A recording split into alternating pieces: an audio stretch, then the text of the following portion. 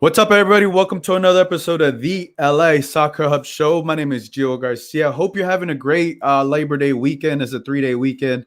For most of us, we're off work. We're enjoying our great time. 3-day weekend.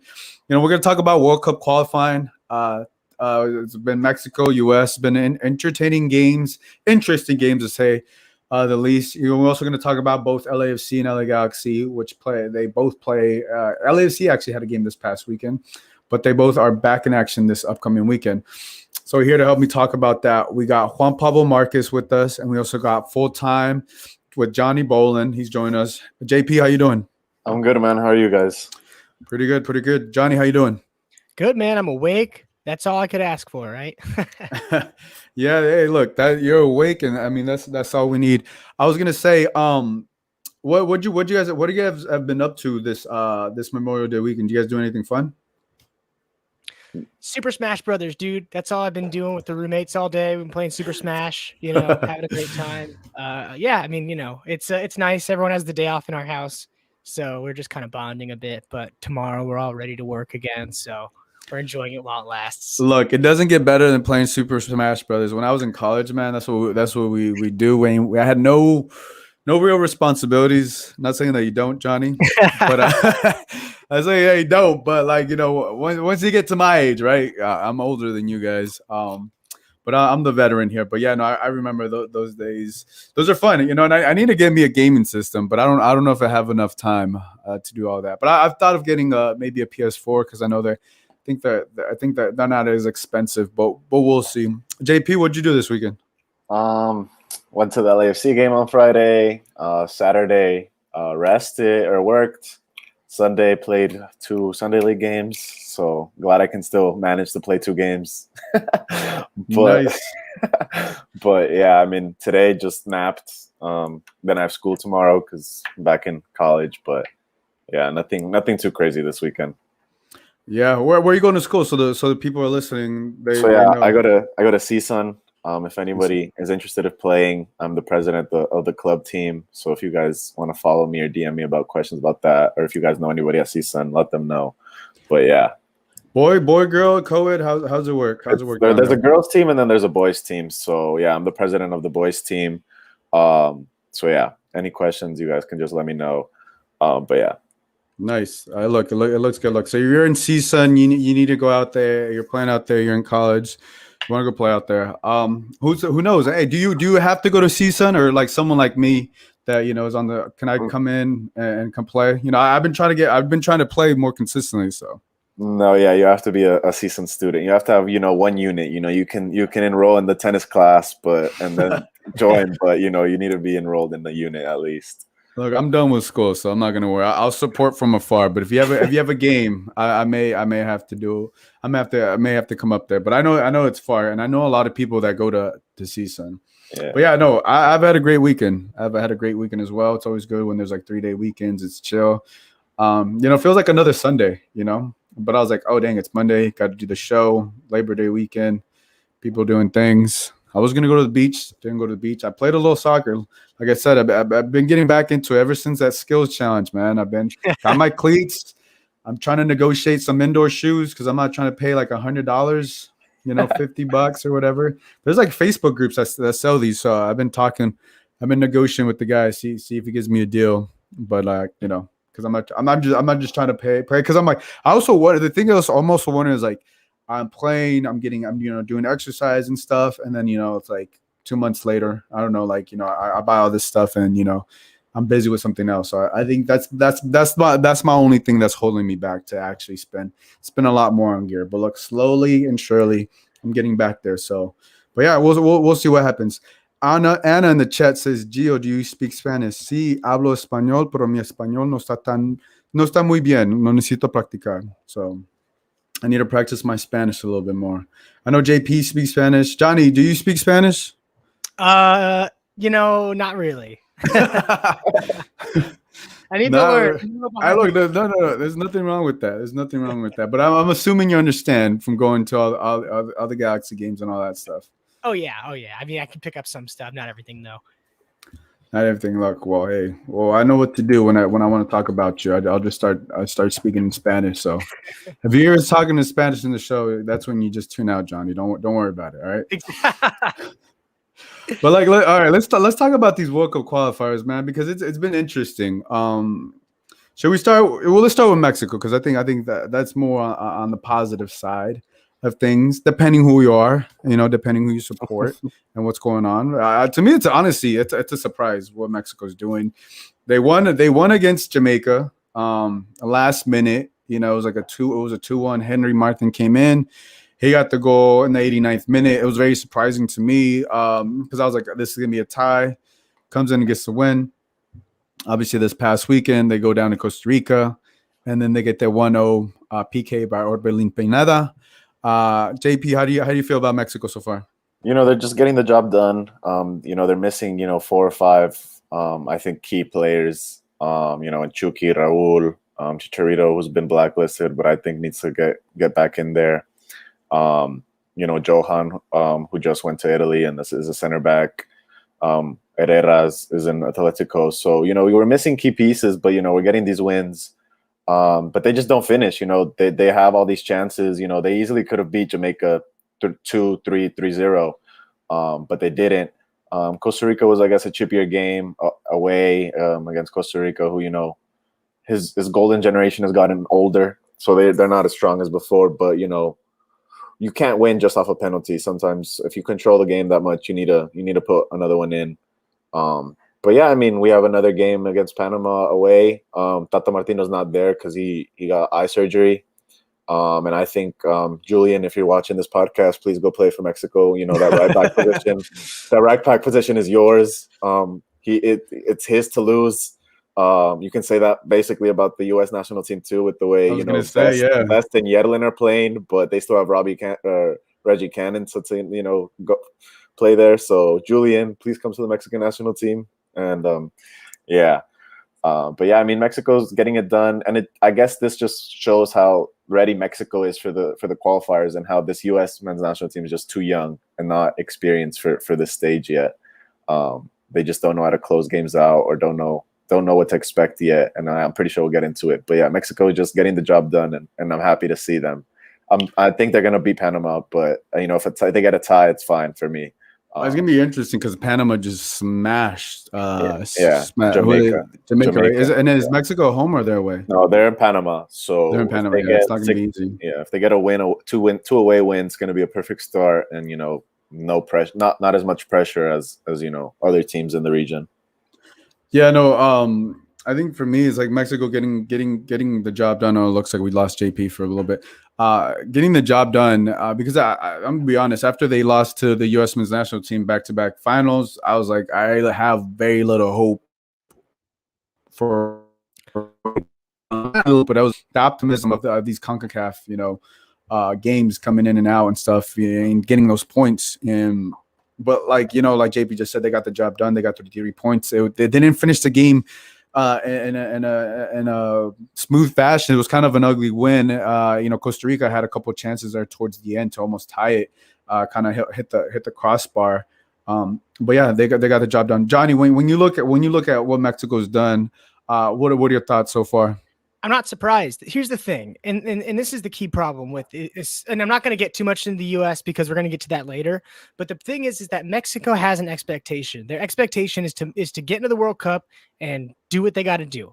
But with the U.S., we're not hitting our expectation. We think beating the Mexico in these whatever tournaments is gonna matter. We're gonna talk about that for years to come. Whereas Mexico, let's face it, the only thing that matters is World Cup qualifiers. Okay. Mexico knows how to get the job done. They know how to be consistent, and they are going to make the World Cup every single time. I'm not surprised by these. Even in the games where Mexico was scoring in the last minute, it's like it's gonna be gritty, but they're gonna get the job done. And that's how it's always been, and that's how it's gonna continue to be. Yeah, and it's interesting because I mean, you say that, but I was following the Mexican national team. Some of us are a little optimistic after seeing that first game, and then there's a couple players that I kind of want to talk about. We got to talk about Funes Mori. Obviously, JP, we got to talk about him because he had a 1v1 with Keylor Navas inside the box, and missed it, like, or blocked it, whatever, didn't score. Let's put it that way. He didn't score. When if you're a goal scorer, you put it in there, right? And when he missed that, I was just watching it at a Mexican restaurant, and then I was like, oh my god, I couldn't believe it. I was like, because I was like, this has to be a goal. This has to be a goal, because if you're a number 9, you play that position, it has to be a goal. But then he missed it, and then the commentators called him Fallas Mori. Fallas means like missing in Spanish. His last name is Mori, so pretty much it's alluding that he misses. He doesn't take advantage of the opportunity. I guess that's the best way I can translate. It's essentially talking smack about him. I was surprised that the commentator said that, because I've heard that from fans, and I didn't expect a commentator to say that. But like, what are your thoughts on that and how he's played so far? Because this goes back to the final and the Gold Cup as well. Yeah, I mean, I think he should be. He's the third best Mexican striker that there is available. My list is Raúl Jiménez, Chicharito, and then Funes Mori. I know a guy that plays in Carson that would have, destroyed that chance that Funes Mori would have had. You just can't not put those away. The thing with Funes Mori is he's Argentinian, and then he got Mexican citizenship. So obviously Mexican media and Mexican nationalism is always going to come into play when they criticize him.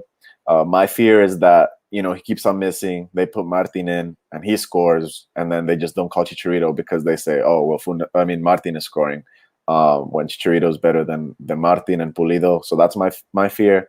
But yeah, Funes Mori just is given these opportunities and he's not taking advantage of them.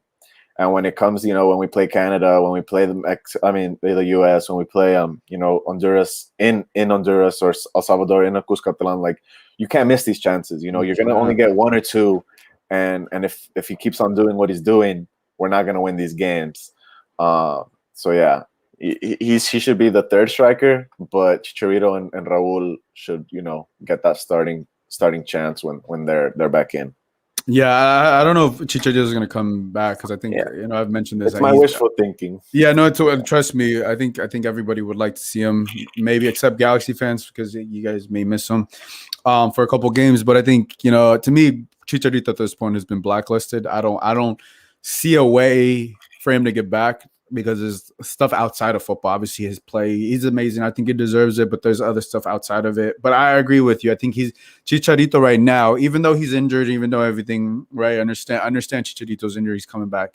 But to me right now, out of Mexican players, whether they are not on the roster, he's the second best option as number 9. Obviously, Raúl Jiménez is number 1, Chicharito, and then whoever if you want to put Funes Mori in there, because you're not going to have these chances moving forward. Obviously, even we'll talk about the U.S. men's national team, but yeah, like, it makes it interesting. And then even like Josue in the chat says, Alexis Vega is my player so far. Henry Martin should start against Panama instead of Funes Mori. Well, yeah, we'll see what happens. And Alexis Vega, he's the one that got the ankle injury, correct?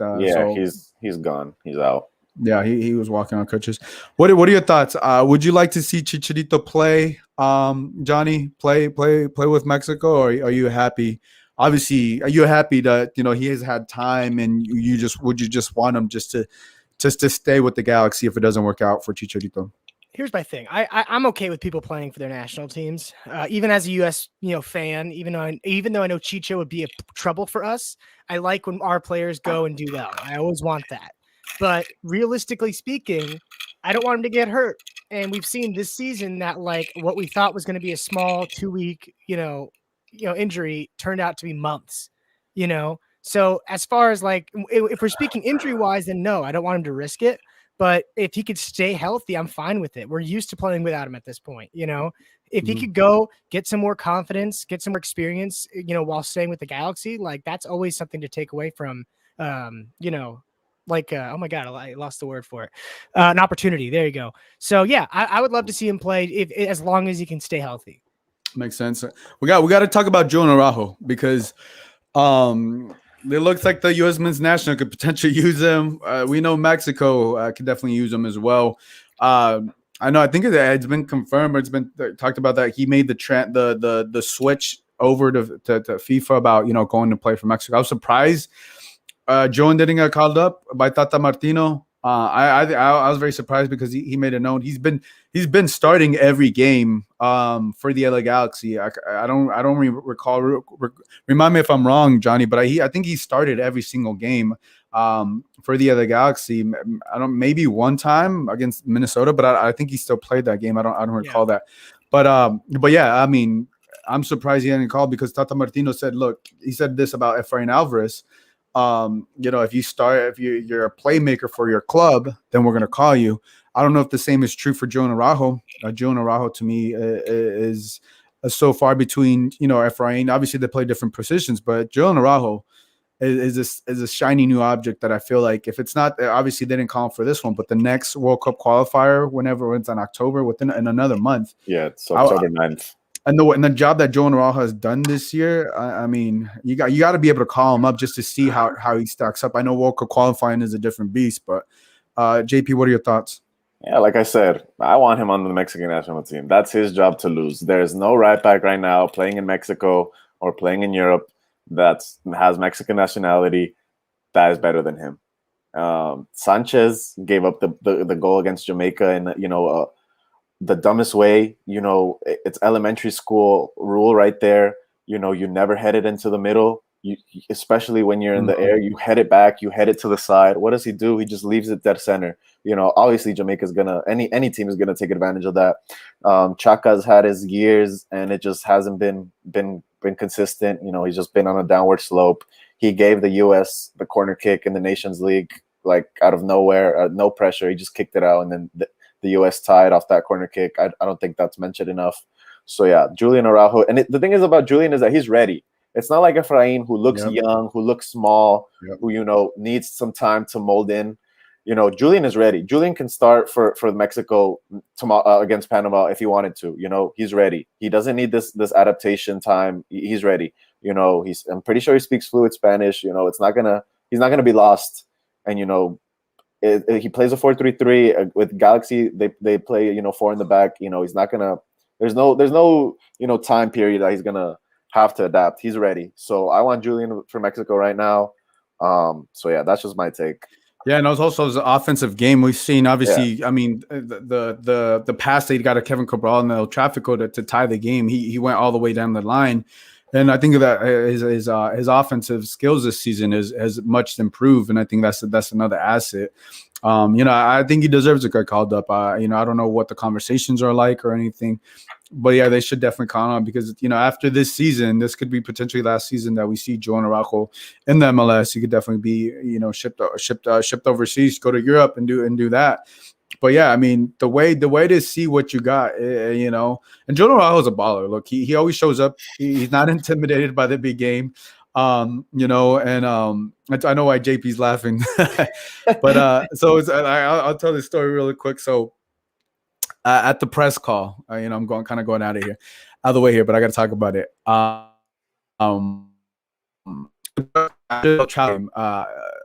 I was like, we were talking. I think it was me, JP, and maybe Andy. We were talking. I was like, yo, because I know Joe Narajo in that Brian Rodriguez goal. He and the LAGalaxy, defense got lit up or whatever. That's a special goal. But outside of that, like Joe Narajo had been playing well, and I was like, yo, he's a baller. And then I asked Joe Narajo a question or whatever. I forgot what I was like. I was just pretty much like, yo, dude, you're a baller. Like I didn't think about like. And it was just so funny because then I thought about it and then like I just started laughing because it kind of just came off kind of funny. Like, I don't know. And then I was telling JP, I was like, did it kind of sound kind of funny? And I was just laughing, and now I just get made fun of it about it every single time. But yeah, I've called Joe Narajo a baller on the show plenty of times. Look, I give props where it's due. What are your thoughts on Joe Narajo? Obviously, I know the U.S. men's national team is stacked with right backs, but it's not looking good right now. Johnny? Not really. And I've said that for a while. Sorry to cut you off. Obviously, I can write a novel about how much I love Julian Narajo. Okay. I love the guy, but let's face it. The problem is with the U.S. men's national team is our mentality is that, okay, like if you don't play in MLS and you play in like a competitive league, then you're worthy. Let's be real. Sargent, he's not great. Yedlin's not that great. There are tons of players that just don't cut it, and they're only on that team because they play in competitive leagues. Julian Narajo is the perfect example of someone that you need to give a chance, especially right now. And if it's too late, obviously that's a bummer. But Julian Araujo's gritty. He's going to get the job done. There was a point in the El Salvador game where who was it? It was Serginho Dest Yeah, was going one-on-one with one of the El Salvador players, and he got showed up. He got did. he got burned. He got burned. burned. I know exactly what play you're talking about. Yeah. I was shocked when I saw that because I was like, is that Serginho Dest? I was like, that can only be Serginho Dest on the left side. Yeah. But yeah, I guess I know some happened. people are, yes, I think some people are talking he was playing out of the position, this and that. I was like, yeah, I could see this, but like, I mean, to get passed up like that, it was very concerning. And I think also, like, you know, obviously Alphonso Davies, this game as well, right? This game that just happened yesterday as well. He gets past everybody. Alphonso Davies gets past everybody. It doesn't matter if he played for Barcelona. So what Alphonso Davies did yesterday to the U.S. men's national team, he does that on a consistent basis. He does it in Champions League. He does it to everybody. So I wasn't surprised about that. But like moving forward, how do you feel like obviously Serginho Dest is not going to be available tomorrow. It looks like it's going to be Yedlin, Reggie Cannon. What are your thoughts? Where are you feeling more comfortable in that right back position? I don't feel comfortable with any selection. Obviously we'll put Yedlin in, and we're going to keep our fingers crossed, but it's just not either way. It's not going to work out right now. We're at a point with our team where we just need to step back and reevaluate what works. We need to reevaluate how we choose players and how we select players. And we have to reevaluate, obviously, how we manage. I don't like to just shoot out and say what everyone else says about, like, oh, Berhalter's not the guy. But we're playing like individuals out there. And when it comes to having our right back situation, Yedlin's going to be the first one, and we're going to be extremely predictable, and they're going to attack on his side every single time. And then we're not going to change anything. The only way we're going to grow is if we fail, and that's this really bummer thing to say. And right now, and I don't think we're going to do too well because we're playing Honduras tomorrow, and they're pretty, like, they look pretty scary, like, lately. I don't think we're going in there not confident at all, and they're coming into this confident. And it's an away game. It's a home game for Honduras, and it's not going to be easy. And I think to me the biggest surprise is how for such a high that the U.S. men's national team had, well deserved because they beat Mexico, they did everything. I'm surprised. Obviously, we're seeing that immaturity. I mean, that not having the mature experience, right? Obviously, Christian Pulisic has played. Weston McKennie, who we will talk about in a little bit. He's played in Champions League. He's played with Juventus. So there's some veteran players, but and Serginho Dest, but they don't look like they play in Champions League. They just don't look like these elite players that are supposed to be dominating, right, their positions. And it's like, Gio Reyna, he got injured, so he wasn't available for that game. So I'm very shocked on what things are going with them, because it's also right now 2 points in 2 games. The first one, okay, El Salvador, yes and no, but it's like the draw against El Salvador, you knew it was going to be a tough game, but you had to somehow try to get the win. It wasn't a must win, but I think the way the U.S. men's national team looked was what really bothered people. It was like, look, if you're going head to head and all this, and it was like, look, you hit some off the crossbar or whatever, but I never really felt like they looked dangerous. Maybe in the first half they looked a little dangerous. But how do you feel about that game in El Salvador? Well, it's like this. We looked awesome in like the first 10 minutes. But the problem is the second El Salvador had like an all right counterattack, we took our foot off the gas. We sat back. We didn't build attacks. We got shook. And that was our biggest issue, right? Is we just weren't confident on the ball. And that's when we started playing as individuals. For that little bit, we were playing really fun soccer, football, whatever. We were playing really fun. But the second El Salvador started kind of like getting gritty, started having good counterattacks, we stopped. We had no plan. We were playing like chickens with our heads cut off. We didn't know what we were doing. And just to talk about the last game that we had against Canada, I'm always going to rep MLS. I love MLS. But, Sebastian Lletget, and I'm also biased, looked great. He looked like one of the, he did fantastic. And it's like when I see Sebastian Lletget doing a little bit better than McKennie and stuff like that, like I kind of get worried. I get worried because it seems like the system that Berhalter is building isn't working. And it seems like we don't really have a plan, and again, I'll walk up and I'll say all the time, I love Lletget and I want Lletget to do well. But when he looks that good next to McKennie, it's like, okay, what's going on? Yeah, no, I think that the thing to me, what is so interesting, do you have all this thing and you got to make it work. You need to make it work. And I'm gonna share here a tweet. Um, oh, before that, let me share the goal. This is Canada's goal. The U.S. men's national team had an amazing goal, but I think it's important to show Canada because of how explosive. I think teams like El Salvador and Canada are not getting their fair dues or their respect because we expect U.S. and Mexico to be the elite teams. We expect that, but I feel like El Salvador played an amazing game, and they played an amazing game against the U.S. men's national. They had to. Canada too. You can't forget somebody Mark Anthony K. Was it Buchanan? They play in the MLS. You know, so we see these guys on a regular basis. So we're not surprised by the names that we see, but like I think we are surprised that when it's a tie, and there's just so much more talent on paper in the U.S. men's national team. Let me play the goal. Players and attacking in areas. Rolled down the left side for Alphonso Davies, getting in round the back of Yedlin. Davies across, it's Kyle Larin. He's scored again, and it is tied up at 1-1. Created by Davies, finished by Larin. So when I see that goal, I think it was Taylor Twelveman or someone said that, like, Brooks, what are you doing? If we look back, I'm gonna play it again. He was caught off pretty much. He was by him. He let the goal scorer, I forgot his name. Lorin. He let him score by himself. No one was there. Well, I'll play it real quick. Players and attacking in areas. Just watch John Brooks. He's just like jogging back, and he just stops. He's scored again, and it is tied up at 1-1.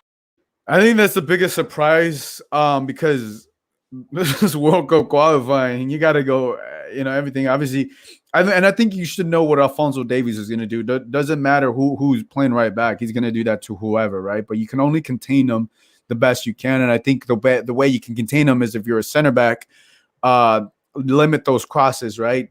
Extremely across. And there's nothing Matt Turner was going to be able to do. There's nothing he was going to do. That was just bad defensive play. And I think because the U.S. men's national team that had just scored, Brendan Harrison had just scored this amazing goal. He got the steal. The momentum was there. You're at home. And then a couple minutes later, you let this happen. And I think that's the biggest thing that's so disappointing because when you look at, you're like 1-1. And you're like, dang, like we fought so hard because one goal in these games can win you a game, but you just can't let that happen. How'd you feel after that game? How'd you feel after that game, Johnny? Angry, but also not surprised in a weird way. Like, just like to comment on that because I said it before, and a lot of people have said it. We're playing as individuals, and that's a perfect example. Why were they not talking? Where was the communication? If you see that him running in the back line, he's right behind Brooks. Hey, Brooks, there's a dude right there. Hey, Brooks, someone's coming up on the back post. No communication at all. And it was infuriating. It was so infuriating to watch that. But like I said, I'm not surprised. I remember when we talked about the Gold Cup win. I was excited, but but like I said before, and I'll say it again, it doesn't matter if we're not doing well in the World Cup qualifying. I don't care if we beat Mexico in every single Gold Cup game if we're not doing well in World Cup qualifying, because that's our goal. We want to be one of the best in the world. We have this potential to be so great, but we're garbage. And yes, El Salvador played a fantastic game. That was an awesome game by then. I was shocked watching it. But with the resources we have, there's no excuse. We should have 6 points right now. And the fact that we have 2 points, I mean, Berhalter should be sitting on the hot seat. Like there's without a doubt. Look, Taylor Twelveman definitely called him out. And look, we have here even a comment here. Isaiah says Berhalter has started to lose a team. This is a comment, guys. Pulisic spoke out against him. I'm gonna pull up that tweet. Adams is a hothead. McKennie is immature. Brooks yelled at Gregg. Yeah, I did see that thing about Gregg. Brooks yelling at him. And then quickly over here, a good Juan. He says, "Where's the burps at?" No burps. No burps this show. So I got to pull up the tweet because look, it's too much talent, and once players start calling you out and indirectly, which I feel like Christian Pulisic in a way did. He says we need new ideas at times. We didn't test them enough. We couldn't break them down. It obviously wasn't good enough. End quote. Mhm. I mean, the biggest name in the U.S. men's national team says that. I mean, Yeah. come on now. Captain Come on now. America. The pressure is there. The pressure is there. I'm gonna keep this up. But without a doubt, the pressure is there. How do you feel about Pulisic saying that? I'm gonna zoom in a little bit more. So here's the thing, and I want to comment on that, but I just want to say one thing. I'll say the Pulisic thing first. I'm not surprised. He's probably really frustrated. He just won a Champions League. Like, he's having all of this success. And when you have these great players and it's just not working, that's when it's the manager's fault. That's when you look at management and you look at the coach and you say, okay, you're the thing that's not working right now. We need something fresh. And the problem is that's so frustrating for me is when we didn't qualify for the World Cup in 2017. And, it was horrible. One of the worst days of our lives. But the thing is this. For example, when an MLS team, the Galaxy, need a new coach, and I know that JP can agree with me here, we look at someone who can bring a new program in. We look at somebody who can completely revitalize the team. When the U.S. men's national team does that, which is extremely important, why would you look at an MLS coach like Berhalter? Why would you look at that? What happened when Berhalter left to Columbus Crew? They won an MLS Cup. He left. They won an MLS Cup. That should have been the biggest red flag. Like, it's so frustrating as a U.S. fan to see, like, wow, like, Jurgen Klinsmann, we could say whatever we want, but when we first got him, he had a plan, and he put that plan into action, and we looked good. But we're garbage. Berhalter doesn't have a plan. Like Hillary doesn't have a plan, but he did won the Gold Cup. I know that's different. I know we talked about it, and he did beat Mexico twice, which is and in a final, which is hard to do. So we do have to give him his due, but right now it's not looking good. People in the chat, let me know how you guys feel about Berhalter, because obviously it's not looking good. Look, and another thing is too, JB, I'll get your thoughts in here, but it's like you guys, they didn't qualify for the World Cup, right, last year. So the pressure is on every game. I know there's 14 games. There's already 12. I mean, two games played. There's 12 left. There's gonna be pressure every single game. And if you don't get that win, and all you're seeing, how do you see obviously what's going on, and then Pulisic speaking out in the body language? They just don't look ready. They just don't look ready to me. They just don't have a plan, like Pulisic said, and that's all on Gregg. I've said it, before. If the U.S. men's national team really wants to do something, win like they say they do, the mentality's there. But if Gregg Berhalter is not going to take you, past the group stage of the World Cup, the U.S. men's national team should not be having these many questions 2 games in, especially winning, those 2 international finals. To me, Gregg Berhalter is not the guy, and that's what happens when your brother hires you, that's what happens when your brother hires you, call it nepotism, call it whatever you want. What did Mexico do? They had Mexican coaches. It didn't work. You know what? Tata Martino's right there, world-class coach, coached Messi, took Argentina to 2 finals. We want him. Now we see the fruits of his labor. Obviously, he lost those 2 finals. But, those are offset pieces. It's not like the U.S., really doesn't have an open play goal up until, Canada yesterday. All those goals against Mexico were offset pieces and, off grit and, heart, not off, good football, which is the talent that they have. A lot has been said about this talent, but, talent can take you so far in Central America. Being half Central American, I know that animosity that's felt, towards Mexico, towards the United States, like they hate them, Yep. They hate them. They're gonna do anything. They're gonna throw things in the field. They're gonna hit you with whatever. They don't care that you play in Barcelona. They don't care that you play in Juventus. They just go on another level. And you saw how Dest was left on the ground against a Salvadorian league player. Like Salvador, Honduras, Costa Rica, they all go to a different level. They all play on a different level playing against Mexico and the U.S. And the U.S. is just not ready for that. And this is why this might be a hot take, but this is why, the U.S. needs to call in Michael Bradley, a Josie Altidore maybe, or a Zardes, who has that experience. Just to be on the bench. Just to be on the bench. Just to be on the bench. Just to be on the bench. But has that World Cup experience that can tell these young guys. That is a fair point. Because Johnny, go ahead. Because it's fine. Pulisic, Dest, all these players, Gio Reyna, all their development has been in Europe. They don't know that's why Lenglet looks so good, because he's played in MLS. He's played more or less in the same style as CONCACAF. That's why Yep. Lenglet looks so good. That's why he looks more or less comfortable. That's why you need this experience there. Obviously, I'm not saying start Michael Bradley. I'm not saying start Josie Altidore. I'm not saying start them. But there's an extra voice on that bench. You know, why do the Mexican players look so comfortable? Why? Because they have that experience. They've been through. Yeah. Look, and even Landon Donovan, he was on Grant Wall's podcast, and he was talking about Weston McKennie. But how do you feel about that? Before we talk about Weston McKennie, how do you feel about that? Maybe bringing some of those players that have already had a CONCACAF experience. You know, I like. I don't mind Altidore too much, and I guess having him on the bench wouldn't be too bad. But I think he sounds like a head case to me. But I think everybody else outside of Josie. Yeah, and like, because the thing is I had a hard time trying to find ways to justify having them on the bench after we failed to qualify. Mm-hmm. But when it comes to Bradley, I have nothing but negative things to say about Michael Bradley. That's not what I was expecting, but okay, I'm not going to get into that. But why?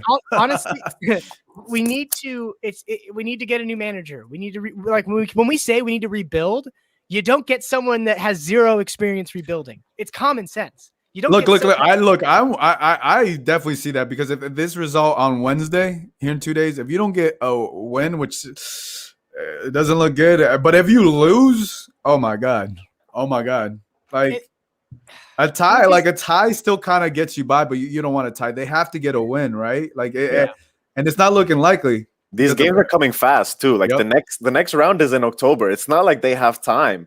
You know, Honduras is the real test. I'm telling you, Honduras has been looking nice. 2 away games and 2 ties. They tied against El Salvador, right? Yeah, they tied against El Salvador and Cuscatlan on a weekend. Who was the first game? And then they tied against Canada in Canada. So so they're you know, look, that's impressive. That's impressive. I don't think they're on cloud 9, but they know it's not going to be easy. They're going to be at home. Yeah, that's the biggest advantage that they have. Pedro Sula is not going to be quiet on Sunday night, you know, and that's the real test for the U.S. men's national team. If they lose that, I think Gregg can be axed and nobody will bat an eye. Ooh, Alex Ruiz, who's always on the show, he says Brooks deserved to be captain over Adams in the first game. I agree. He said that probably set a bad tone for him. I agree. Fair point. What are your thoughts on that, Johnny? You know, after that mistake and after the last game, it's hard for me to say anything positive really about Brooks. But shake it up, man. I mean, I'm cool with trying some new things. Like I said, you know, it's an overall. It's like I feel like it's such a big picture issue that like I feel like having like small things like changing, you know, who the captain is and stuff like that. I feel like it's not really going to go that far. You know, I feel like I think so. I don't know. So. I have to. On a young team. On a young team, yes. On a young team, yes. Because that voice, if it's Brooks, we know it's Pulisic when he's there, but when he's not there, it needs to be the most experienced guy. Yeah, it has to be. I think I would agree with Alex on that. But the captain armband does matter. No, and I get that, but I'm just saying, like overall, when it comes to like, because the thing is like we like I said, our biggest issue has been us taking our foot off of the gas, and you know, after we have a little bit of opposition, and the thing is. It's us not having we don't have any plan. We don't know what we're doing out there. So it's like if giving Brooks the armband will change that and somehow give us this formation and give us. I don't know if they're gonna. I don't know if that's gonna change that, but I think what he was saying is, I think it's the like you give it to someone else opposed to like it should be Brooks. Oh. You know, it kind of. It changes the mood it changes the mood in the locker room, you know, at least for him. Eric says in the comment, he says U.S. men's national team have only played 3 matches not on U.S. soil under Berhalter. I don't know what you mean by that. Maybe do you guys like know what all the games have been in the U.S. You know how like Mexico has been criticized for always playing in the U.S. and not going to Europe. Gregg Berhalter has no experience playing outside of the U.S. on nice beautiful pitches. Gotcha. So these are his first experiences outside of the U.S. Yeah, I think the biggest thing too yesterday was he didn't sub until like it was like the 83rd minute.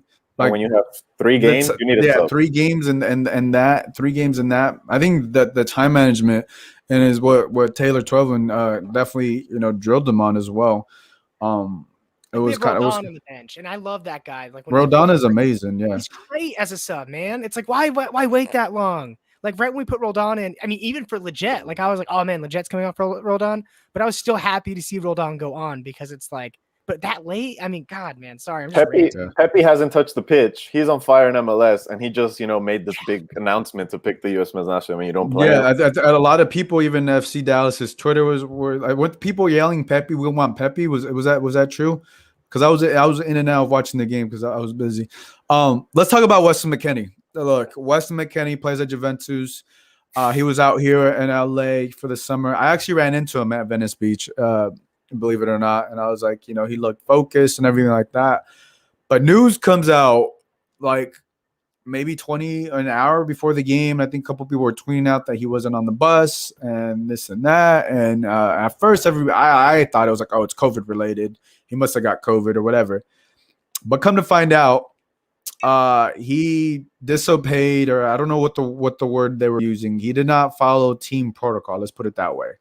It sounds like it to me either was having people over, having a party, or something like that. Right? He was doing something he wasn't supposed to, which to me means he was either having a couple chicks over, having a couple friends over. He was just having a good time when he should be focused and this and that. And today he got sent back into Italy. Berhalter is not having any of that, which makes sense. I mean, you had to do something pretty.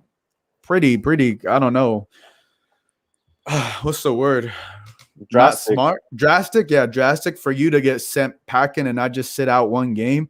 Must have definitely been partying it up one way or another. That's the only way to put it. I don't know what alludes to it. I'm very surprised that because I was like, okay, maybe if your player had, like, all right, you don't make it that big, you maybe you don't start him or something. But obviously, Gregg Berhalter wants to make it a point. But the thing that makes it even worse is because they tied, and then they got this game up against Honduras, and they've tied. And the Weston McKennie is supposed to be one of these leaders. He plays at Juventus.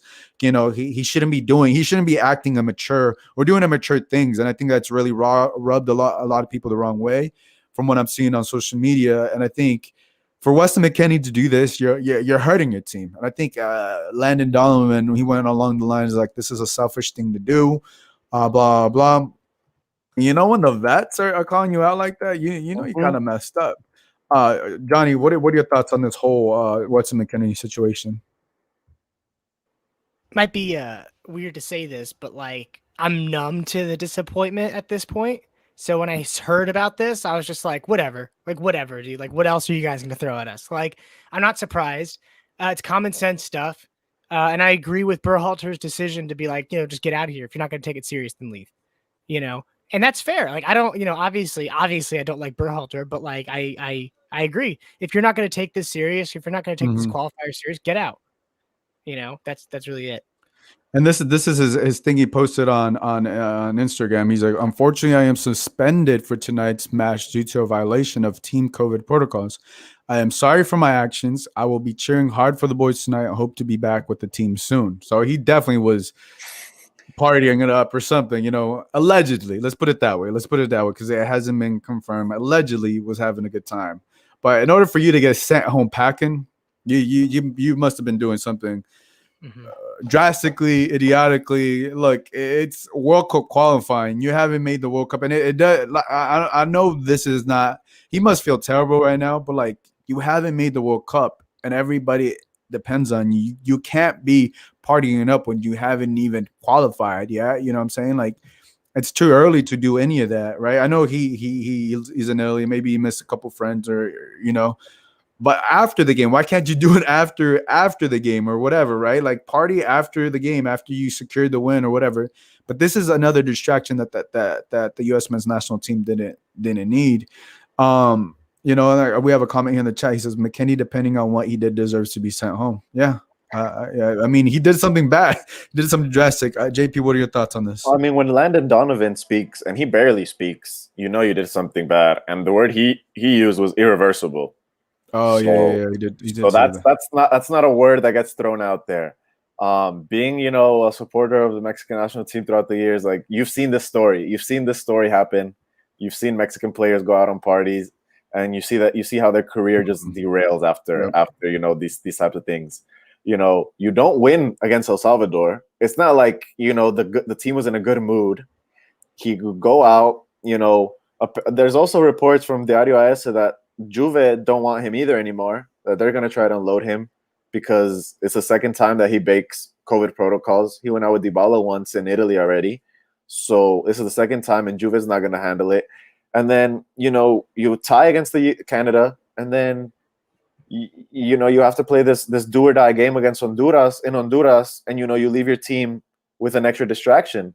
So, I'm not saying McKennie's career is over, but it's definitely, not going up after these actions. And the U.S. is definitely going to have to feel the ramifications of this because, he has worn the captain's armband before. It's not like he's just a rotation player or somebody, that doesn't play. So, it's very selfish of him, and we'll see, how bad this really affects him and the team.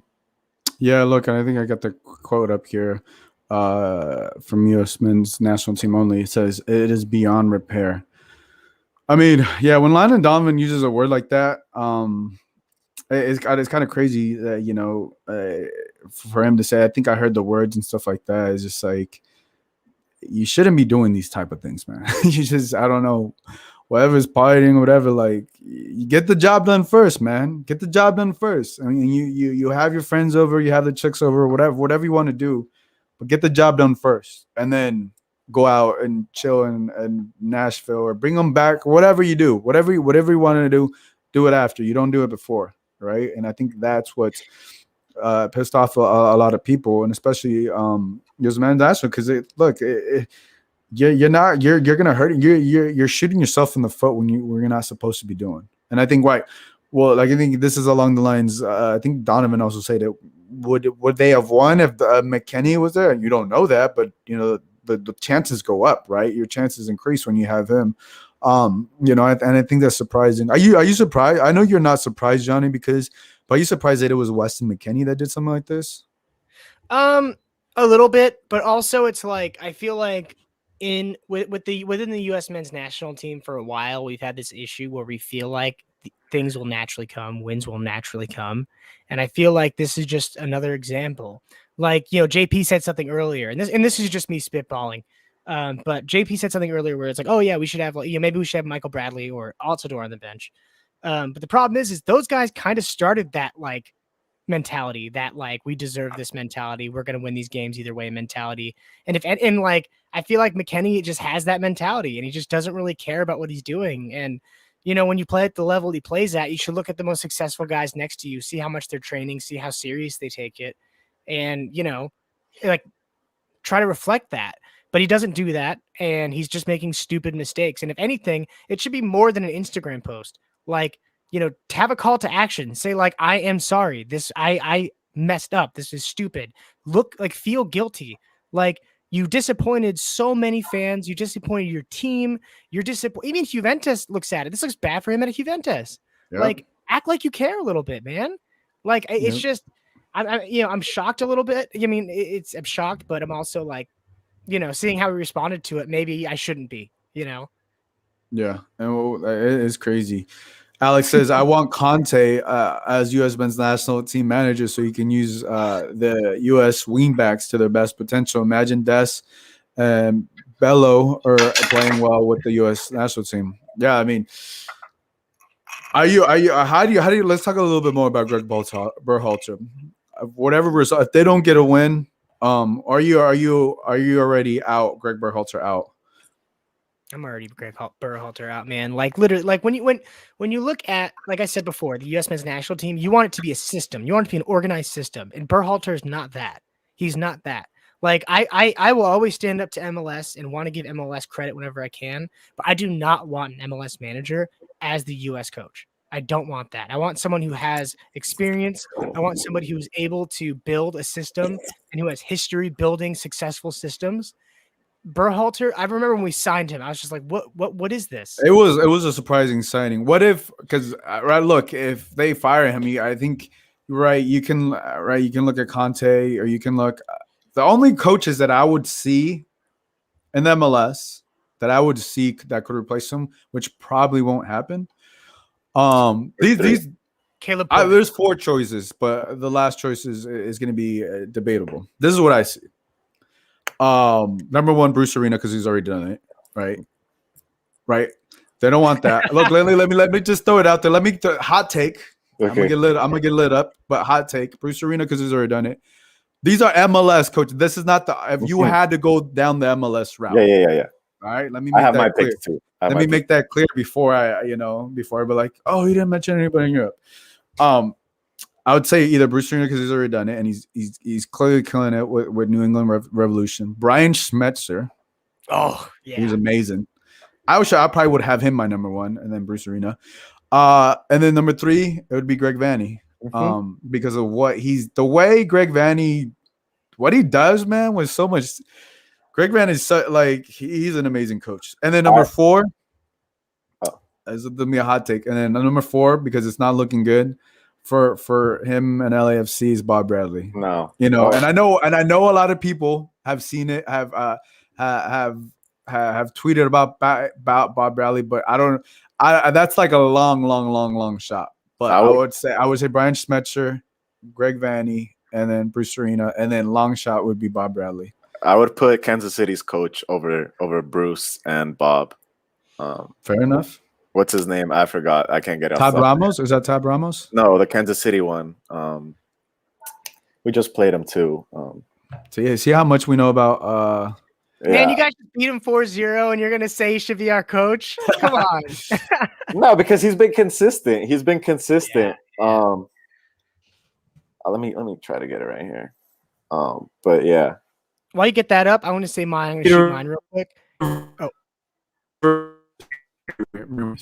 That's his name. Sorry. There we go. Thanks, everybody in the chat. Yeah, Peter Vermees. Yeah, Peter Vermees. Yeah, there we go. Okay. Look, who would you have, Johnny? Who would you have if it was MLS? We just go the MLS route right now. We're playing this game. Okay? Keep him out of this. I know. Look, it's not going to happen because it's Greg Vanny, and he's not going to happen. But look, this is right. If he was in a contract, whatever. But that's who I would consider the best coaches. Yeah, absolutely. He's fantastic. I have nothing but nice things to say about Vanny. I have a framed picture of him next to my bed. Here's the thing. Oh my God. Check this out. Sorry. A Good Juan says Piojo Herrera to U.S. men's national team. Oh my God. That would, bro, the emotion, the storylines. He would get the best out of these players. He would beat El Salvador. He would beat Honduras. I'll tell you that. Oh, he would. Oh, he would get him so high. Now, the stuff he does outside the field, I don't know if the U.S. Men's National Federation could handle that because he's a wild boy, man. He is a wild boy. Yeah. Well, go ahead, Johnny. Bruce Arena, I think, would be a good interim coach for sure. Yeah. Like when we fire Berhalter, I would love to have Bruce Arena as an interim coach. But man, Schmetzer, man, number 1. Get him out of the Sounders. We need Sounders to be vulnerable. That would be so awesome if Schmetzer was the U.S. coach, because then the Sounders would suck, which would be dope. And then our U.S. team would be awesome. So that's like killing 2 birds with 1 stone. And then my other one, and I'm going to get lit up for this, Caleb Porter. I like him. He's a solid guy. I forgot him from Columbus. Yeah, Caleb Porter. I forgot about him. Yeah, he's also not having a good season. He's not having a good season this year, but he's good. I wouldn't be obviously if we signed Caleb Porter, I wouldn't be over the moon happy. But I think right now would be more of an interim. Right? These would be more interim because obviously the MLS season is still going on in October when it's the next round of qualifying, and you can't. But I think it's interesting. Eric says Jim Curtin would be great. He's a Philly coach. The problem, that's a good one. The problem is if you fire Greg. Next month, October 7th, you have to play Jamaica, Panama, Costa Rica. And then November, you have to play Mexico in the U.S. There's just no time for a rebuild and a new structure. How do you feel? I get what you're saying. How do you feel about that, though, Johnny? How do you feel about that? I completely agree, but I want to do it. And I know that sounds crazy, but get him out, dude. Because it's so tight. It's so tight. Yeah. These games are like this. These games are 14 games, but by November, half of it's done. I want to risk it, dude. You're on the money with that, but I want to risk it. I would rather risk it and fail than not do anything and then be angry. That's a fair. Yeah, I would agree with you. That's how LAFC feels with Bob. Now he got a win and got 2 more games under his belt for the season. But Greg has just never been the answer. You just don't know what Greg's gonna play for. You guys should keep him to get dual nationals to play for the U.S. Men's National Team, but he's just not your coach. Yeah. He's just not your coach. Yeah, no, and I think the thing about that makes it so interesting is like you got to make the World Cup. You got to make the World Cup qualifier. You got to make it because it's too much talent. You can't go down that route. And there's every game that is played, every game that there's a draw or you say a lose or they whatever. If they don't get a positive result, whether it's 3 points or or whatever, it's more and more pressure. It's more pressure on Gregg. It's more pressure on the players. If John Brooks is talking back and he's not feeling that, you're going to start seeing that. You're going to start seeing the more body language. How many players do you think are probably pissed off at Weston McKennie? Like, if you're a teammate.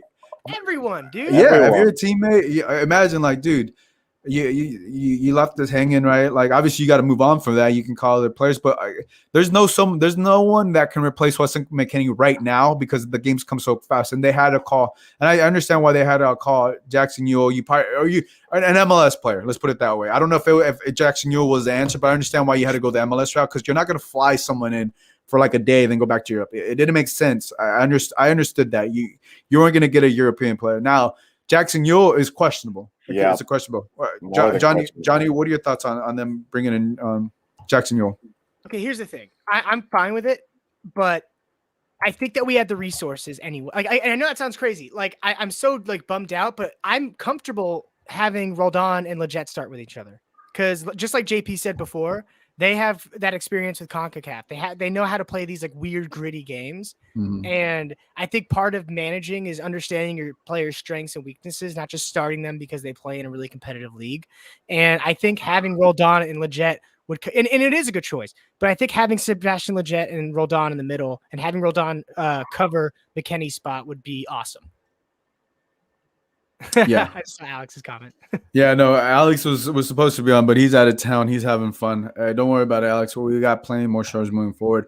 But I think, I think it's I would agree with that. Christian Roldan and Lletget. Roldan has the experience. I don't think he's going to be intimidated by playing in Honduras or anything like that. But the pressure is on there. The pressure is on Gregg Berhalter. The pressure is on if you don't get a win Wednesday, it's gonna be hard. It's gonna be hard to see because every game after that, because say you don't get a win or you get you get 3 ties, right? You get 3 points. That's gonna be in their mind for a month until the next time, right? It's gonna be because of what it would be either a month or within a month they play again another round of World Cup qualifiers, and I think that's because it's gonna be tough, right? And does Weston McKennie come back? Maybe not. You see what happens, because you need players to step up and not be acting this way. And I think and the pain that happened to the U.S. men's national team last time when they didn't make the World Cup, it was distraught, and it's you can't let that happen again, without a doubt. You just can't let that happen again. Whether it's Berhalter out or whatever, you got to make the choice. But I'm with you. If it goes down that path, you got to do it, because then even if Gregg Berhalter's brother got him the job, if he's not cutting it, you don't think Christian Pulisic's going to speak up again? You don't think he's going to say something like that again? And then pretty much there goes the locker room. And if you don't fix it with the so much talent that this team has. And a lot of these players also, don't get me wrong, I feel they also got some ego too. You just beat Mexico twice. You're playing Champions League. You guys are prime time. Everybody's looking at you. American players are hot right now. But if you don't get it done in CONCACAF, that don't mean anything. Yeah. Mm-hmm. I want to ask JP a question. JP, are you a US fan or Mexican fan? He's a Mexico fan. That's okay. Well, I'd still like to ask you this opinion. Go for it. Yeah. I don't hate the U.S. men's national team. I just didn't grow up like I just never made an attachment to it. That's fair. Yeah. Would you rather like lose this game against Honduras and get Berhalter fired and then figure it out, or would you rather tie or win and then keep him and then go into this storm with him? I just think you need a win. Like if you tie, there's you can't. I think the points are so important. You get 1/3 of your points in like the first, quarter of qualifying. That's just not good. Yeah. Because in 1 month, it's the same thing. You play more Central American teams, and then you might be able to win 1 or 2, and then you have to play Mexico in November. Like you have to play Mexico in November, and you need to be ready for that. You know that can't be the game where it's a turning point, because if not, Mexico is going to use that to their advantage mentally. Yeah. And Mexico doesn't even have the other thing too is Mexico doesn't have Raul Jimenez and Chucky Lozano. They have nothing to lose. Because they just lost 2 games against them, so they're going to have a little extra edge. And then if the US loses against Honduras, Gregg would be axed. If this was Mexico, and to that point, look, Eric brings up a great point. Like playing in Salvador and playing in Honduras is crazy. I've been to a World Cup qualifier at Azteca. Gregg Berhalter, Eric brings a great point. Gregg Berhalter has never coached in an Azteca. Azteca is crazy. 100,000 people. It is crazy. It is crazy. I've been there, and it's crazy. And yeah, if you're rolling in like this and you're not having, you come to Azteca, I can't see Mexico losing. If this were Mexico though, like if Mexico had this start, Tata Martino would lose his job if he loses to Honduras. No questions about it. No questions. Yeah, because there was like that one time they just beat Panama where Raul Jimenez is bicycle kick. We had like 3 or 4 coaches, right? It was like 3 or 4 coaches. Like Mexico has gone through this. You know, that's why Mexico has this experience. The US does not. You know, the US has qualified before, and that's all fine and dandy, but they've never truly had, I guess, pressure on them. You know, now they have all the stars. Now they have more stars than Mexico. Yep. You know, so that's a great point, because they Mexico don't know how to deal with this. Yeah, Mexico has always had the pressure. Mexico has always had the pressure. But right now, what they've done, and obviously the U.S. men's national, so you look at the roster, U.S. men's national team, on paper, without a doubt, you have more. But is the first time. Is the first time the pressure is on there. But yeah, Anna keeps asking for my birthday. My birthday is February 17th. Anna, I appreciate you asking, but I'm a long way from my birthday. LAFC clip says free Zardes. Somebody, man. Then Sargent. Yeah, Sargent is terrible. I'm sorry. Sargent should not be there. Thank you. Sargent is terrible. It's terrible. God. I would take. Well, like, let's put it this way: we agree. Is Sargent terrible? Or is he not being used? Is he terrible? Or is he not being used right? To be in Europe. I don't even think he would produce an MLS. I'm sorry. Well, I think it's terrible. I think it's a little bit of both. Terrible. He has not looked good. He's not looked good. He was overvalued. He was overhyped. He has not developed. What glimpse of his game do you want to like catch on and develop? Like, there's just nothing. I can't name one. And I'm not you can call me a hater because I don't support the U.S. men's national team. But like Gio Reyna's good. You have all these great players. DK is light years away from Sargent. I'm surprised DK didn't get called up. You know, DK is another case because DK only works in certain ways. I think like he doesn't work in every formation and every play style. But Sargent has not worked in any for Gregg or wherever he's played. You know, I think it's also about Gregg Berhalter not knowing how to use DK. And that's what we're saying though. Like Gregg he's tried to play out of the back since like 2017-18 where they lost the first Gold Cup. It doesn't work. They tried switching. Gregg has tried everything and it hasn't worked. Conte is literally the answer because Conte will come play for the coach for the US. Like he stated that he wants to, experience the American lifestyle or whatever. Like he's a very viable option. But Gregg is a coach, and he ultimately needs to lose against Honduras for real action to be taken, I think. But hey, Good Juan says in the chat, he says Gio Reyna still waking up in night sweats from the fireworks in El Cuscatlan. Dude, he was getting lit up on that corner kick. He was getting thrown at left and right.